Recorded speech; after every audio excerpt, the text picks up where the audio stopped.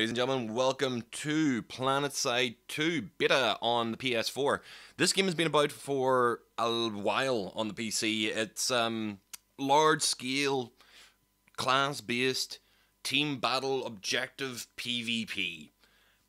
These are words that I understand, I know, but I'm not particularly used to them. What you just saw there on the screen was the map for the starting area that you work with at the very beginning of the game, which is about levels 1 through 15 of your battle ranks.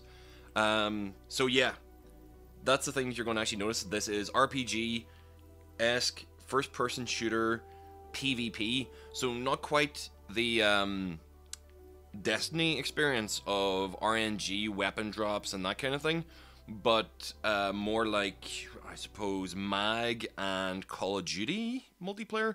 But I'd say MAG is better. MAG for the PS3 is our best kind of comparison to this, especially in the case of consoles. I'm sure there's been a lot of other ones on the PC that I'm not aware of. But it's large-scale battle with objectives, and you have multiple teams on the map at once fighting over these objectives. So you have your purple Sovereignty, you have red Terran, or is that blue? And the other, the one that I don't know anything about at all. I chose the purple Sovereignty because it's purple, and also they kind of have the slightly sci-fi-esque laser pistol looking weapons and armor, while the other one's kind of a little bit more normal militaristic or future militaristic, kind of like modern warfare style characters. The squads are made up of 12 characters, and then there's multiple squads at any one time. I think it's 128 versus 128. I don't know. I need to actually check that. I can't remember how many people are actually on the map at once. I know the PC version had big scale battles. I mean, you're chatting 128 versus 128 easily. But I don't know what the limitations are on the console. I need to check out the details. But I know your squad is 12 at a max, and those are the people you'll be talking to and working with in a team regularly. You have multiple classes. You have light inventory. That is my personal pet hate in the game. There's areas that are locked off. They're essentially it's FIFA fair play. You can't go into an enemy base and stand there waiting for them. I suppose in Warfare there has to be some kind of rules of engagement.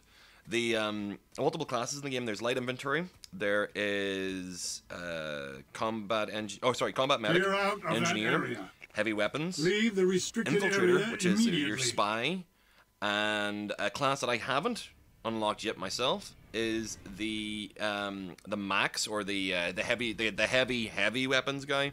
The essentially power armor.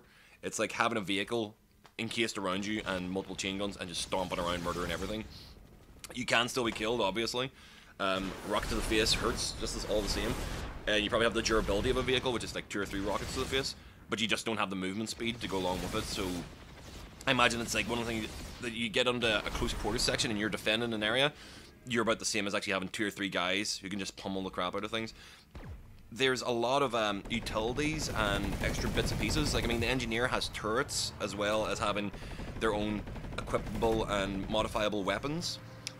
The medic has bubble shields and regenerative fields and res guns, and every single part of your character is upgradable using merits from combat in the game, or, as you may have noticed, the game's free to play by purchasing credits on the store. The purchasable credits, I'm not going to say, they aren't pay to win. They're pay to boost, which is maybe as bad sometimes, but it means that sometimes people will go in, spend that money, get the boost, and will not have the skill set to actually make use of the equipment that they did get for themselves. I noticed whenever looking through all the weapon classes that there's no real big changes. There's nothing that you can purchase with money that is just flat out better than everything else. Every weapon has its drawbacks and improvements, but there's anything that's actually in the purchasable level appears to actually have an equal in the rewardable level. I'll separate purchase and reward because everything's purchased in this game. You purchase your weapons, but there's reward-based ones where you use your merits from in the game, and then there's actual purchasable ones which is use money. That's how I'll separate my distinctions here. The purchasable ones appear to be reskins or body type differences of the best ones you can get with just your merits, and the main push I think for the money is for two things: character customization, and for your group squad bonuses. You can get XP bonuses for 1 day, 7 days that affect you individually, or you can buy a group bonus that affects your entire squad. So I think some of the commander people who actually enjoy commanding in this, I personally enjoy it. I'm a terrible shot. I am not a first-person shooter. I'd rather be driving around in a vehicle like this, the Sunderer, which is your mobile spawn point. You take one of those into outside an enemy base, you park it down, you set it to deploy. It has turrets for defense of its own. It has shields. It has a outlet. You can actually, like, from these points, you can actually like change your loadout while you're actually on battlefield, so you don't have to wait until your next spawn death. You can change out. I do it a lot where I switch between engineer and heavy weapons. Heavy weapons for attacking, engineer for defending and protecting this, and setting down turrets for other people to use. As you can see, I make a terrible parking job of this particular Sunderer, and I'm also parking it in a terrible place right behind the enemy spawn point. So I have to spend a lot of time defending it. Admittedly, it's probably useful because it'll scare the crap out of anybody who's actually a brand new player, and they'll be constantly sitting in that spot. I'll clear out of that area at some other point. The purchasable items are all... Shut up! The purchasable items are all cosmetic or for boost purposes, as far as I can see. I don't have any problem with any of those. It would be. I think there is actually like XP bonuses for continuous play coming in day after day and making sure to do your hour. Or there's also like detriments for if you're playing for like 6 hours straight, you'll start losing that bonus or it'll run out. So there's no real point playing if you're just trying to XP boost. So it does discourage constant play. It makes you have a game session. I've gone well beyond that point so far because I've only been playing it about 48 hours. If you had seen my previous video, I had no access to the servers. I was been down for maintenance. But I've only been playing for about 48 hours, and I'm level 11 or 12. And I'll be booted out of this area once I hit level 15 and be forced to join the front lines combat, which is cool. I'm sure there'll be a different level of play that I just am not experienced enough with, and there'll be better commanders. But as it is now, I feel like I'm comfortable enough with not commanding troops, but being a support trooper. I can't shoot things for crap. I barely ever get 1 kill to 1 death. But I will get a nice big 2,000, 3,000 XP bonus from holding defense points, setting down turrets, healing other people, and creating a spawn point. Spawn points are actually like if you do want to actually get into this, save up your points. Figure out what basic bonuses to your Sunderer you like the most, and just get used to driving people around like a taxi service, because if you get a really good team, you can take a point, move on to the next, take a point, move on to the next, take a point, move on to the next, and your squad will actually be happy that you can get them to where they need to be as fast as possible. And I suppose I actually should talk about the vehicles, because not just as classes, there's a multiple class of vehicles. There's tanks, small ATVs, there is the Sunderer. There's also aerial combat and aerial vehicles that don't spawn in. You buy all these vehicles with your in-game points. You actually use the currency that you build up yourself from doing tasks to actually knife to the neck, to actually equip these vehicles, and they're all your personal vehicles whenever you buy them. Whatever bonuses you've chosen, whatever way you've leveled them up, those are your version of it. There's plenty of times whenever I'll be using somebody else's Sunderer to actually spawn in, but I'll be disappointed because they haven't spent any money on new turrets for it, or more ammo for the turrets, or haven't bought the bubble shield so that it's defended while it's deployed.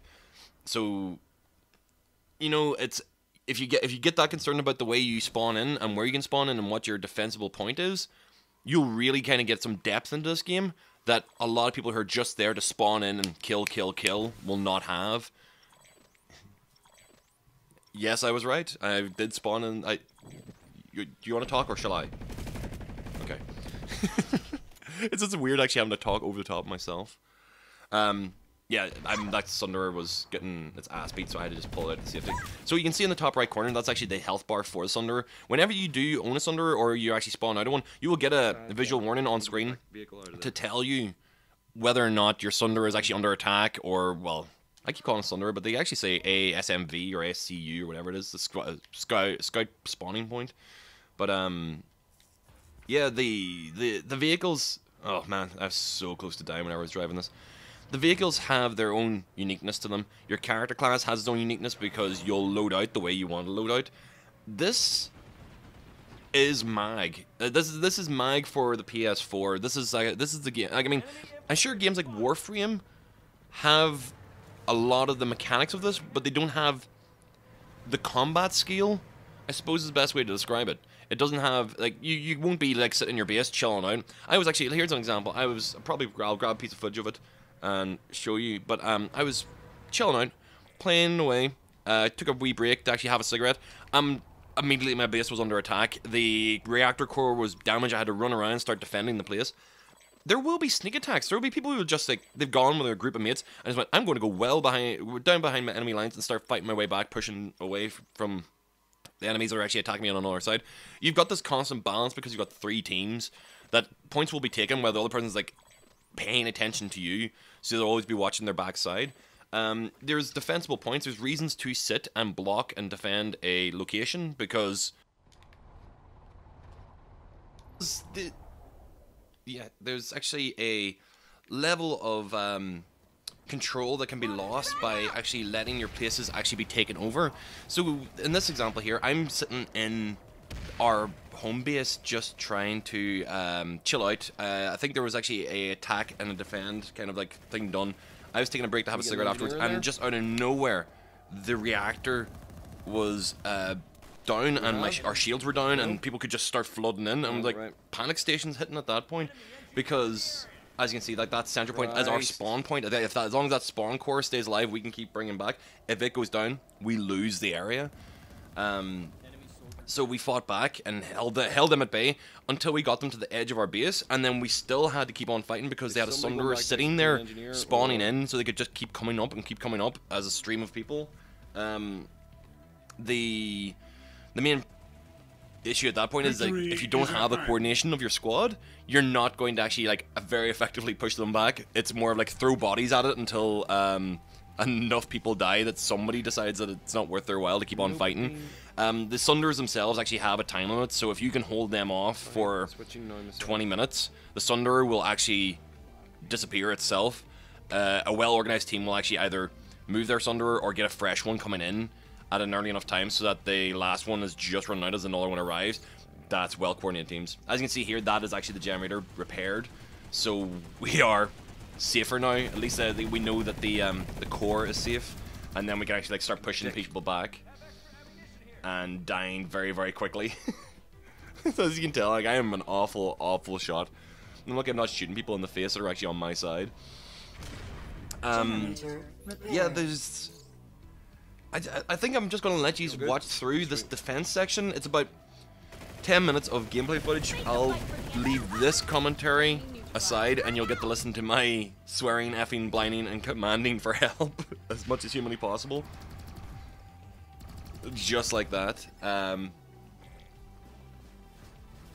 Yep. I'll let you hear that frustration because you really do feel involved whenever it's actually your bases that are getting attacked. The facility is secure. Guys, I want to thank you very much. Make sure to check out PlanetSide 2. It is definitely worth a look. As a free-to-play game, it is so much worth a look that I can't give you any excuse not to. I'm not a first-person shooter. I've never been.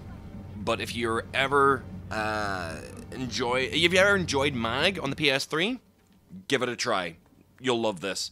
If you ever enjoyed Big Team Battle in Halo, give this a try. If you enjoy support rules in games. If you enjoy playing like the second line, the medics, the engineers, This guy right there. then give this a try, because it's a very enriching and enjoyable experience playing those classes.